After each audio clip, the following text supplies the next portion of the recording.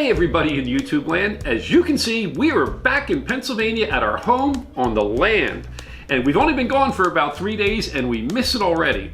But in this episode, I'm going to show you everything you need to know to get your captain's license, and I'm going to show you the attempt that I made to get my own chickens. We just keep trying to exterminate and they just keep coming back, and that's the problem with living on land. One look in your eyes and I find it. When you leave in my mind I rewind it. When you got it this good, you don't fight it. Now, if you've been following our channel for the past 5 years, you probably know that I pilot a Hatteras 58 motor yacht up and down the East Coast in the Bahamas. Now, I do not have a captain's license, and I never have. When you own your own boat and you do not require passengers to pay to be on board, you are not required to have a captain's license. So why? Why go for a captain's license? Well, I can tell you it has nothing to do with me wanting to actually be a commercial captain. I have no intention of running charters or operating a ferry or anything like that. I'm not saying I might not someday, who knows, maybe 10 years from now, and maybe I need some extra money and I'll do charters out of Key West, who knows. But that's not why. I did it mainly for 2 reasons. First is knowledge. I knew that by taking this course, I was going to fill in a lot of little gaps in my knowledge base about being a captain. And I put about 20,000 miles on my boat, so I know a decent amount. Now, if you watch us back in the beginning, if you watch our earlier videos, you can see that we knew next to nothing. I mean, we never owned a boat in our life before. But over the last 5 years, you know, little by little, we get a little bit better, we learn a little bit more, and I know that this was the next step in really learning what I should know as a captain. Now, the second reason was just a little bit more personal. I'm turning 60 this year, and I thought it would be a good gift for myself, something to be proud of, you know, to get my U.S. Coast Guard certified license, and you know, so that's why I decided to attempt to take the test. Now, there are 2 main types of U.S. Coast Guard captain's licenses. One is the operator of an uninspected passenger vehicle that weighs less than 100 tons. It's usually referred to as the 6-pack license because it enables you to have up to 6 paying passengers on board. Now, the second type of license is called the master's license. And what that does is that enables you to operate inspected vehicles that have been certified by the Coast Guard, and it also enables you to have more than 6 passengers, so say being a ferry boat captain or doing larger charters. Now, there are various types of master's license. There's 25-ton, 50-ton, 100-ton, inland. Now, what I'm going to talk about today is strictly the 6-pack license. That's what I'm attempting to get, and that's what most people, owner-operators like me, get. As far as requirements, first, you have to be at least 18 years of age. You have to be a U.S. citizen or a resident alien. You need to pass a drug test. You need to get a physical exam. You must be recently certified in CPR and first aid. You also need to have a TWIC card, which is basically a background check from TSA. And you need to pass a U.S. Coast Guard approved captain's course. And finally, you will... How the hell did I get here? Q. Well, finally, the last thing you're going to need to do is prove to the U.S. Coast Guard that you have at least 360 days of boating experience, 90 days that must have been within the last 3 years. And as a day, they say 4 hours or longer on the water equals 1 day. Now, this was not an issue for me. As you know from watching the videos, for the past 5 years, I've been spending 3 or 4 months traveling every year on the boat. So I have twice the hours that I need. But for many boaters, it's very difficult to get. For instance, here in the Northeast, you might get maybe 30 good boating weekends a year. And if you take your boat out every single weekend, maybe every Sunday, you're going to get 30 days a year. That's going to take you about 12 years to get the required hours. And that is why you see that many captains are coming from either the Navy or they've had careers in the industry. They work as deckhands or something of that nature on boats. Anyway, that is a requirement that you must prove to them, and you can prove to them in several different ways. One is if you own your own boat, you can prove that you've owned the boat so many years and you document it yourself. Now, if your sea service was on, say, a friend's boat or an employer's boat, that still counts. You just need to get them to sign off the documents proving how many days on the water you had with them. Okay, Q, send me back. And once you have all those things together, you send them all off to the U.S. Coast Guard, and hopefully a couple of months later, you get your captain's license. Now, there are two main ways that you can take the captain's course. You can do an in-person course, or you can do an online course. Now, the in-person course is probably the best way to go for most people. You have better interaction, you can ask questions, and the captain teaching the course has been through this, and he can kind of guide you along the way and make sure that you're prepared to take the course and pass it. Now, I decided to do the online course. It works better for me. I travel a lot. It's hard for me to keep to a regular schedule, and when you take these courses, it's usually maybe 2 or 3 days a week for 5 or 6 weeks in a row, and that was just too difficult for me to juggle with my schedule. So I went online. So let's talk about the course itself. There are 4 main sections. The first one is called Rules of the Road. Now, Rules of the Road is, well, what you might expect from the title. It's, procedures when approaching another vessel or passing vessels, or what types of lights you can have on your boat, whistle signals to communicate in the fog, things of that nature. Now, it's one of the more difficult parts of the test, for me anyway, because there's a lot of memorization. The next section of the test is Deck General, or Deck Safety, they sometimes call it. And it's basically emergency procedures, how to use life rafts, flares, how to signal or communicate in emergencies. It also has to do with some of the boat handling, like anchoring procedures. Now, I found this section of the course probably the most useful. There was things that I just didn't know about, fire safety or operating life rafts, things of that nature. That's a part of the course that I'll probably go back to the materials and refer to again, because I really want to have a good handle on all the different things that you learn in that section of the course. Now, the third section of the test is navigation. And that has a lot to do with, operating your boat in certain tides and currents. It's understanding the buoys and the day shapes and the channel markers.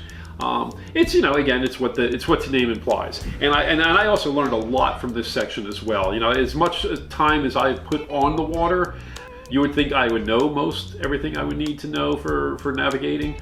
But this was a very, very useful section of the course. And the fourth and final section is plotting. Now, when they refer to plotting, they are talking about paper charts. And you will need to know how to navigate with a paper chart. You'll need to know about compasses and being able to use all the various tools that you need, the parallels, and there's a lot to learn. I would say it's probably the least useful part of the course, though, because and hopefully I never have to use a paper chart. I keep them on board, well, just in case of an emergency, but with today's modern equipment and all the redundancy I have and all the tablets and phones, and so I really don't think there's ever going to be a time that I'm going to need to use paper charts, but it was still fun to learn, and it was relatively easy for me because it's really just solving a math problem. Okay, now the course that I chose was the Mariners Learning System, which you can just Google that and you can download it online. You pay a fee. I think it was around $500, and you have the course for a year. You have a year to pass it. If you don't pass the course within a year, or if you don't complete the course within a year, you can up it for another year for $100, something like that. You can Google all that. I'm not a salesperson for Mariners Learning System, but that is the system that I used. As far as time, I put in about 3 hours a day, 5 days a week, for about 5 weeks. So that was a schedule that worked well for me. So I guess that comes out to about 75 hours of study time. Now, if you look into the courses, they're going to tell you it's going to take a lot more than that, but I don't know. I found that they go pretty quick when you're scrolling through, and I guess it depends on how quickly you learn and how much time you can put into it. But for me, that worked out well. I did 3 hours a day, roughly 5 days a week, for 5 weeks, or about 75 hours. Now, after you pass the course, you have to take the official test. And you can take the test in person, or you can also take it online. Now, I chose to take it online again because it worked out well for me. And it's kind of interesting how they do it. I'm going to show some video of it, but you have to be in a room with no distractions. They want you to film the room so they can see there's no cheat sheets up on the wall. You can't be looking to the side. You have to sit in one place. It's interesting how they make you take the test, and it worked out well for me. I took one day I took the first section, And the second day I took 2 more sections, and then the following morning, I think it was, I took the final section of the test. So I spread it out over a couple of days, just because that's the time frame I have. And the tests don't take that long. It's several hundred questions altogether. And you could do it all at one shot if you wanted, but I figured it was a little bit easier for me to do it that way. Hey, babe, look who came in.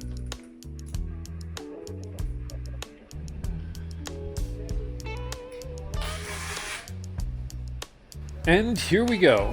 The plotting section of the test must be done first, and the testing center sends out a packet that cannot be opened until you begin the test.